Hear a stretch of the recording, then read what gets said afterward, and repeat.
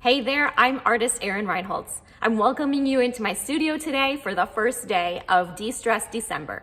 This is a 4-day challenge, and I'm gonna guide you through my way of freeing up time so that you can spend more of your December doing the things that you wanna do and not get caught up in all the stressful chaos.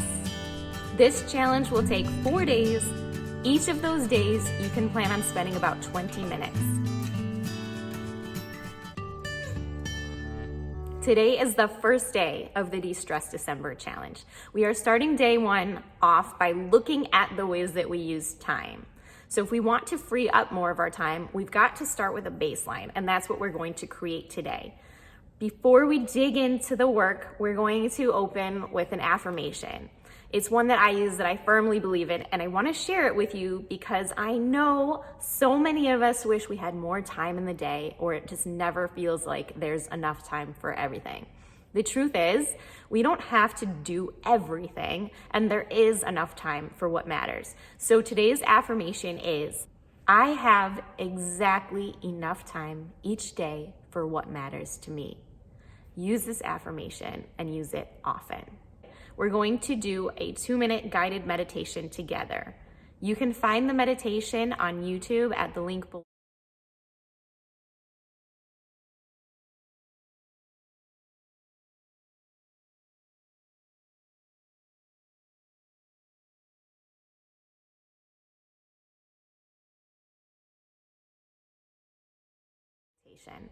It's amazing how just taking a quick 2 minutes to sit and do nothing but focus on your breathing can put you in a calmer, more focused place.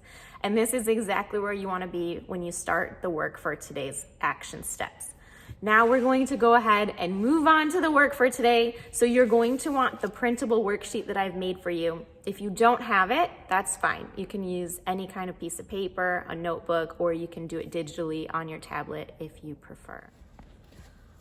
All right, let's dig into the meat of today's work.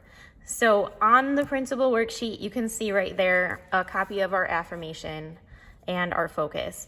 So we're going to be observing and categorizing the ways that we use our time. I find that for most of us, we're zipping through our busy lives and we don't actually stop to take a minute and think about what it is that we're doing. If we just spend a few minutes right now doing that, we are going to feel more organized and we're really going to see where all of those precious moments of our days are going. So this is a very basic way to create that list. You'll notice there's a column of boxes on the left. There's a place in the middle for longer writing, and then here's where you put the time it takes. I want you to go ahead and just list all of the things that you do most days of the week. Don't overthink it. This is just for you.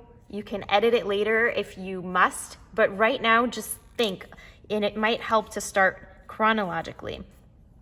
So when you first wake up in the morning, what is it that you do? So obviously, a lot of us get up and go into the bathroom, take a shower, get dressed. So however you want to write that out, I'm going to call it get up and ready for the day. Just short jot it down there. So I get up for the day and then I have breakfast with my kids and help them have breakfast. And then we get ready for the bus.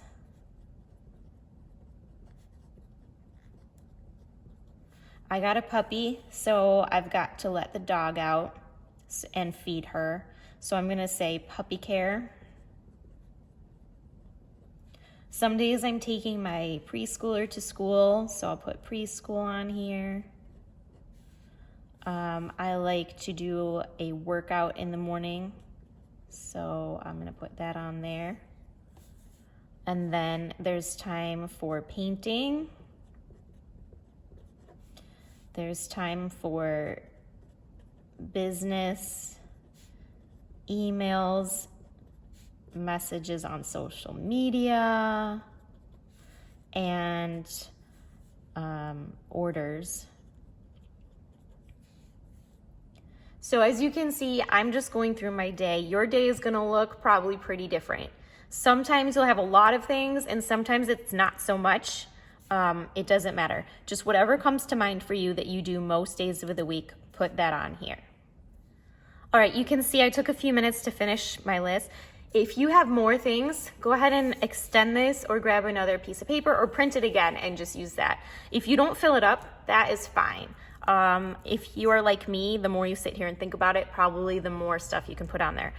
The point is not to nitpick every single second of what we're doing all day. The point is to lump them into bigger chunks. So once you've got it down for the most part, now we want to start thinking about each one and how much time it takes. So to get up and get ready for the day, are you a roll out of bed and hop to it person, skipping breakfast and all that jazz, write down however long you think it takes? If you're someone who takes a long time in the morning to pick out your clothes, take a shower, dry, and do your hair, that might take you longer. And I know not every day is the same for all of us. Personally, sometimes I am showering in the morning and sometimes I'm showering in the evening, depending on my day and my workout schedule. So just give a loose estimate and try to be realistic.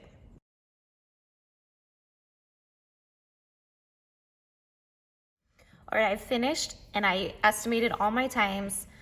And if you really want to see how much time you're spending on stuff, it helps to add those up. So convert them to minutes, add the minutes, and then divide it by 60 to get an estimate of how many hours of your day is being spent here.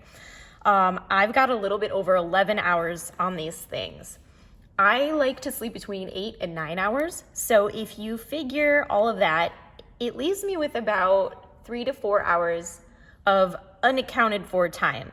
Now, of course, we're not going to be filling in every single minute of our day in here, so that makes sense. But 3 to 4 hours of time sounds like a lot of free time, doesn't it? So why doesn't it feel that way? We will get into that, but the short answer is all of the distractions that come up during the day, the things that are non-intentional and the things that pop up like phone calls, appointments, doorbell ringing, the little scrolling addictions that we can get into, other people in the house. There are lots of other things that come up all the time. You guys know, you know. But let's move on before we get down that rabbit hole. So we've done step 1. Now we're gonna look at step 2. Here it says categorize your items as either have to do or like to do. Choose one color for each category. So I am going to use green for my like to do's, and I encourage you to either underline or circle them here to create like a color key code. I'm gonna do red for my have to do's. The difference between these, if it's not obvious, are the things that you enjoy doing, whether it's something that is being put on you or you're choosing to do. If you enjoy it, it's a like to do. If it's something you have to do, you feel less excited about it, but it's necessary, it goes there, okay? When you're deciding, make sure your have to do's are truly things that must be done. So let's go back and we're gonna use these boxes now to mark those. So first, the things that I like to do. Get up and ready for the day. That's one of those things that I don't really like to get up. I'm not really a morning person, but of course I am very grateful that I wake up and start the day. So that I'm just gonna go ahead and put as a like to do, because most mornings, once I'm up, I enjoy the morning. And morning, once I am awake, feels like one of the best times of day. Breakfast, I love having breakfast with my kids. I do like that. Getting ready for the bus, we usually do have fun, even if sometimes it's stressful. I do like to do that. Another way to think about this, by the way, with these like vague category seeming ones, is to think, Would you rather have somebody else do that for you if you could, or do you want to be the one doing that? So I don't want to miss those moments, so I'm putting that as a like too. Puppy care, I like to spend time with the puppy, but also that's something that if other members of the family are doing, I do not mind. Now, you'll see that it says here, notice the things that you absolutely love to do, okay? Go look at your green ones and put a little star next to the items that you really love to do. These are the things that if a day goes by and you don't get to do them, you really notice and you miss it and you wish that you would have been able to do it, okay? Now, step 3 says, brainstorm ways to eliminate, consolidate, or reduce the items you don't need or enjoy. Okay, so we're doing a little Marie Kondo kind of thing with our life. So you're looking at those red have to do's and you're going to try to get a little clever or even just take a minute to see some obvious ways you can reduce those things. So one example is if you are doing a lot of shopping, and you don't really like the actual act of shopping, or you'd rather be doing something else instead of the shopping, you might form a habit where you choose one day a week to do all of your shopping so that you're not running out multiple times a day. Or if you have several stores that are in one area versus another, you pick one day to do all your shopping in that area, and then the other day you're going to the other part of town. Okay, where I live, it is about a 10-minute ride into town. It's not super far, but it's not really close either. So I have gotten into the habit of consolidating my shopping trips. We also have the benefit since COVID of most places offering curbside pickup. This is essentially your chance to have free shopping service for you. You can place your order online and then go grab it. Somebody else is in there doing all of the actual work of shopping for you, and they bring it to your car. And most of the time, those services are free. It doesn't get much easier. But take note, if you do that, you can fall down the rabbit hole of spending way too much time actually placing your order. So stay focused. If you need to, a trick that I use is setting a timer on my watch or my phone. I'll tell it, set the timer for 10 minutes. I will start my shopping.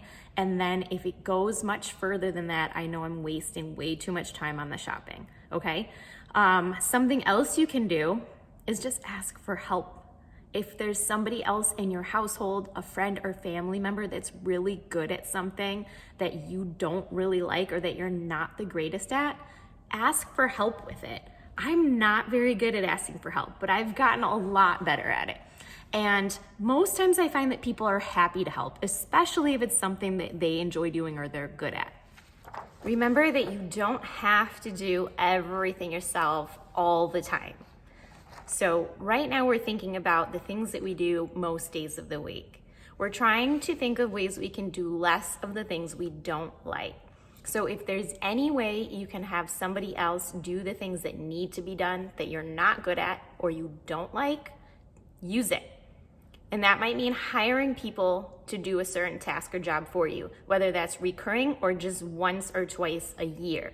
As we think about December, this might include people doing your shopping for you. And so since we are lucky enough now to have lots of curbside pickups for free, take some time, not too much, to place your order ahead of time online, and then you can just literally go drive to the store, have someone put it all in your car and drive home. That saves me so much time. Something else you can do is think about using a meal service. If you don't enjoy cooking or you're not great at it, it will save you time, even if it costs you some more money, to use one of those meal services. I have a lot of friends that do this and they really enjoy it. This is something you don't have to stick to for the rest of your life. You can just use it for a few weeks in December to ease that stress of the month off of your shoulders.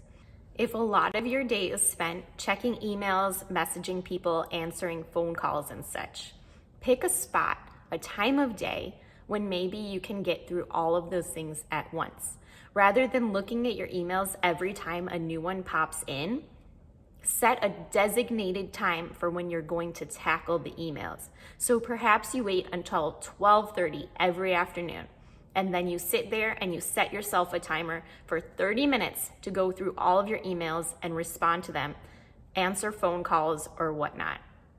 This way you're not being interrupted frequently throughout your day, but you're still addressing all of those needs that you need to respond to. When you've gotten some ideas written down here for how you can ease up some of those things you don't like to do or eliminate them, remember that you might come back to it later with new ideas. You might adjust and edit it. That's fine. Right now, we're not going to react to any of it. We're just coming up with the ideas, and we are going to use these as we move forward in the next few days. With the worksheet finished, we're going to go ahead and go into the painting portion of today. Today's prompt is to use colors to represent how you're feeling about December. Think about how you're feeling about December right now, today, in this moment. Think of whatever colors you want to use, whatever materials you'd like to use, and you're just going to use those colors to show how you are feeling about December. All feelings are okay. You might be excited, sad, scared, angry, or any combination of any feelings whatsoever. Just have fun with it. Don't overthink it. And you don't even have to make it look representational. It can be abstract, however you want to do it. Just play with the colors and put them on the paper or surface that you're using. If you don't want to draw or paint, you have the option of journaling. If you've got a lot of things floating around in your head right now and you want to put them out of your head, one way is to paint or draw them. Another way is to write them. So go ahead and use a notebook or a piece of paper and just start journaling. Again, don't overthink it. No one's going to look at it unless you choose to share it. If you would like to share it, you can post it online with a hashtag of Destress December, and I will be looking through those throughout the week.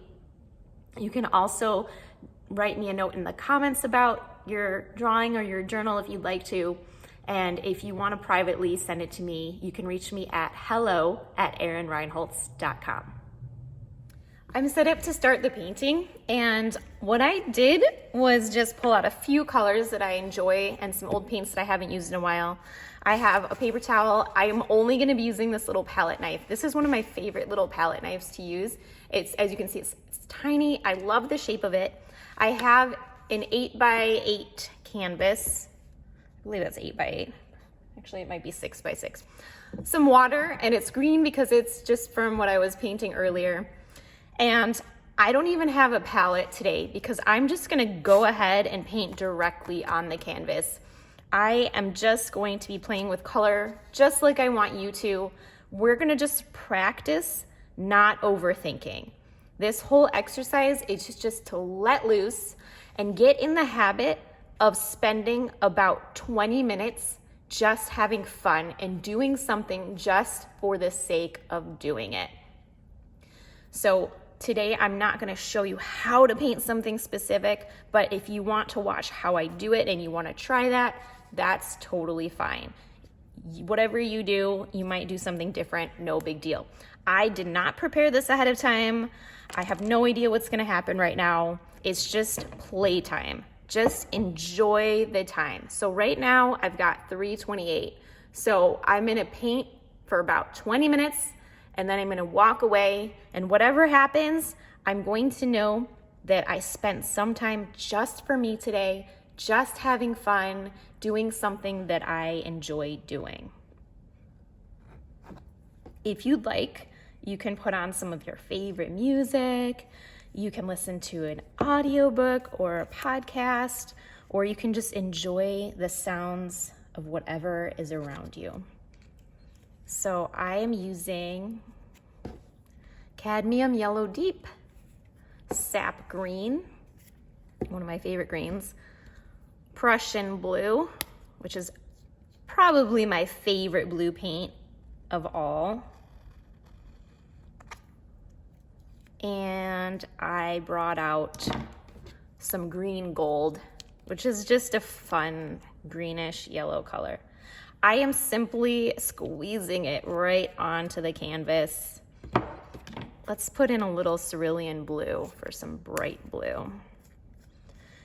As I think about how I'm feeling about December, right now, I am mostly excited about it and feeling like I'm ready for this year to come to a close.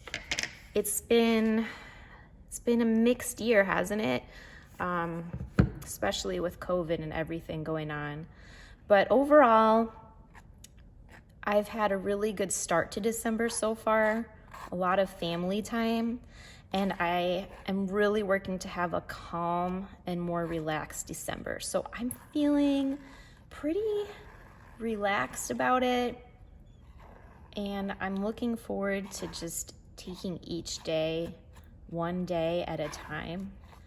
So I am just using some soothing, long, smooth strokes with this palette knife, and then a little bit of choppy ones, just playing. When I paint, I like to dance my brush or my palette knife around, and I feel an energy through my body from my hand all the way up my arm, and it's just fun. So just have fun with it. If you're not using paints, you have markers or pens or pencils, try to loosen your grip. Try to take a deep breath. Remember that meditation we just did earlier. And try to just let things go the way that they will. Trust the process. Don't try to control it too hard. Just let it go. Let yourself have fun. Don't worry about the finished outcome. Whatever happens is going to be okay. In fact, whatever happens is meant to happen, right? It's going to create something, probably something beautiful, maybe something ugly. It doesn't matter. Pull out your inner Bob Ross and just enjoy, okay? Whatever happens here is okay. If you really hate it later, you can paint over it, but I think you're gonna love it.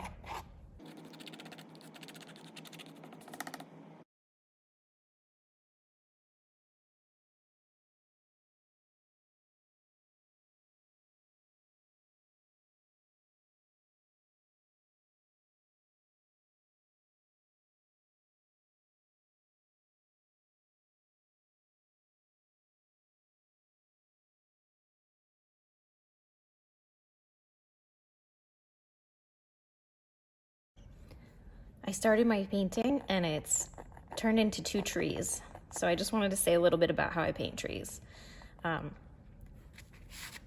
I start with the biggest shapes overall of the trees, and then I paint back the sky into it. And right now, because I'm just using a palette knife, I'm actually just scraping away some areas where the sky holes are, where the sky will show up behind, like in between the tree branches where the little pockets of light shines through.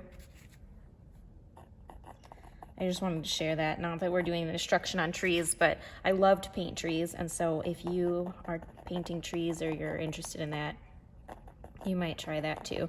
Rather than painting the whole sky first and then painting the tree on top of it, you can paint the tree and then the sky, soften some of the edges around the edge of the tree, and then work the sky back into the tree.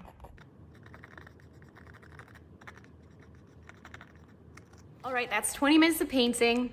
This is what I ended up with. Whatever you have, be really glad that you spent the time today just doing something fun and hopefully relaxing for yourself. It's not about what we end up with, it's just that we get in the habit of making the time to do these things. So that ends day 1 of the challenge. We will be back tomorrow for day 2. Today we looked at how we spend our time. We're going to take what we worked on today and build on it. Tomorrow we're going to be looking at our energy changes, and we are going to use that to keep going and figure out the best ways to carve more time for you to do what you want to be doing, even if that's nothing, and feel less stressed. Take care. Have a great rest of your day. I will see you again tomorrow.